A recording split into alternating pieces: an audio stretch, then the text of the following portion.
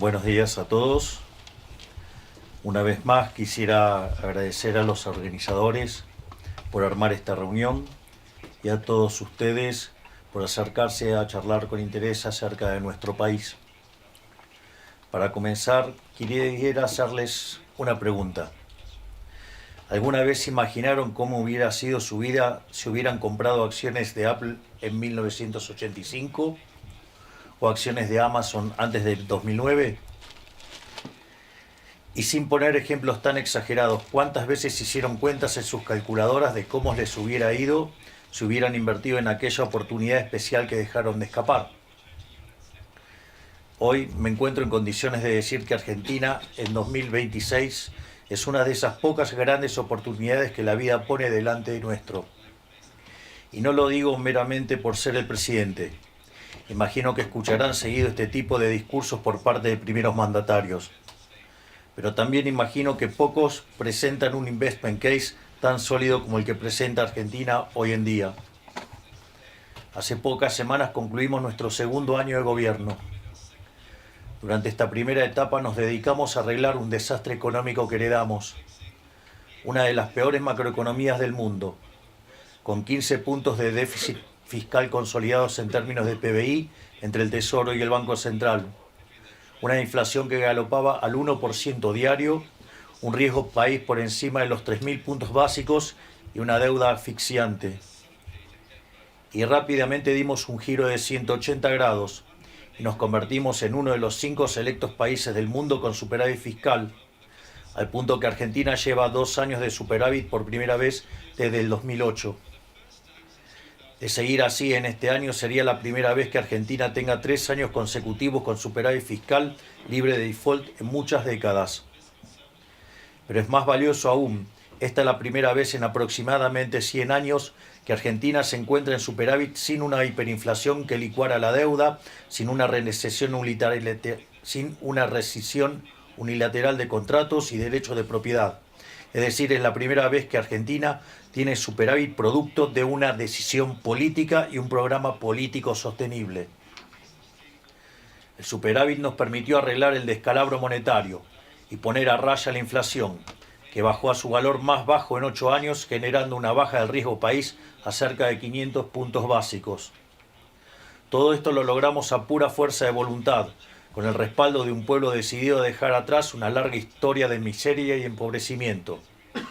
Respaldo que fue revalidado en las últimas elecciones de octubre, donde le ganamos por más de 10 puntos al peronismo a nivel nacional, y si lo tomamos respecto al kirchnerismo, le sacamos 17 puntos de ventajas. Es decir, mientras la oposición se pasó los últimos 2 años intentando sabotear nuestro plan y agitando fantasmas de default, nosotros persistimos, atravesamos la tormenta, cumplimos con todos y cada uno de los pagos que teníamos por delante y la gente redobló su apoyo a nuestra gestión, la cual no es para nada un detalle menor, dado que nuestro principal desafío es reconstruir la palabra de un país mundialmente famoso por no tenerla. No es casualidad que Argentina tenga la calificación que tiene, siendo el mayor defaulteador de la era moderna. En este sentido, cada paso que damos, cada desregulación, cada reforma, cada ley, cada anuncio, cada reunión y cada acuerdo tiene el objetivo ulterior de restaurar la credibilidad de un país que otrora supo ser el país más rico y confiable del mundo. Por eso les digo que no se imaginan lo que vamos a ver en los próximos 2 años, con vientos a favor y velas elevadas para avanzar a toda velocidad. Cada una de las perillas que se encontraban apagadas durante la primera mitad de nuestro mandato ahora se encuentran encendidas. Realizamos el ajuste más importante de la historia, algo que supuestamente no se podía hacer dado que es impopular, y no perdimos apoyo. Es más, agrandamos nuestra distancia con las otras fuerzas políticas. La situación social está respondiendo muy bien. Hemos bajado 25 puntos la pobreza, lo que significa que alrededor de 15 millones de personas que antes no tenían lo suficientes, hoy viven un poco mejor. A raíz de ganar las elecciones, tenemos mucho más poder institucional en el Congreso que antes, consolidándonos como la primer fuerza en la Cámara de Diputados. Les doy un poco de contexto histórico. Con este nuevo Congreso, el peronismo ha perdido la primer minoría en la Cámara Baja después de 37 años. Es decir, 37 años. Y en el Senado, la última vez que tuvo tan pocos escaños fue en 1993, o sea, hace 33 años. Permítanme hablar entonces de un momento bisagra en la historia política argentina.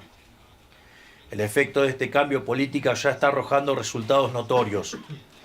Pasamos de no poder aprobar los presupuestos anteriores a aprobar el primer presupuesto con superávit fiscal en muchos años y en tiempo récord. En la misma sesión también aprobamos la Ley de Inocencia Fiscal, una ley pensada como una amnistía fiscal para todos los argentinos que se vieron empujados a ahorrar dólares en efectivo bajo sus colchones por un sistema voraz ideado por la política. Ahora los argentinos podrán depositar sus ahorros en sus cuentas bancarias y usarlos para lo que les dé la gana, como debería haber sido siempre, lo cual contribuirá a lubricar aún más los engranajes de nuestra economía. Al mismo tiempo, le devolvimos a la gente el sagrado principio de inocencia, lo cual significa es una medida eficiente, pero principalmente es una medida justa.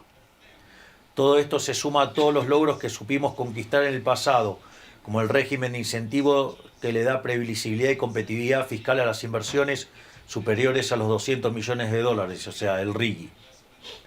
Bajo este régimen ya se aprobaron inversiones por casi 20.000 millones de dólares en sectores claves como infraestructura, minería, siderurgia, energía, automotriz, tecnología, petróleo y gas, y hay más de 50.000 millones más en estado de revisión.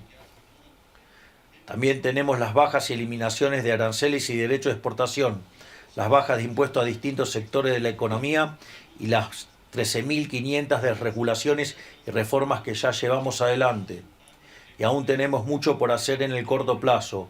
Con todo ya lo mencionado a nuestro favor, nuestros próximos pasos serán los siguientes. Vamos a convertir en ley el acuerdo de libre comercio que firmamos con la Unión Europea el fin de semana pasado. Esto nos abrirá un mercado de más de 400 millones de personas que representan casi el 20% del PBI mundial.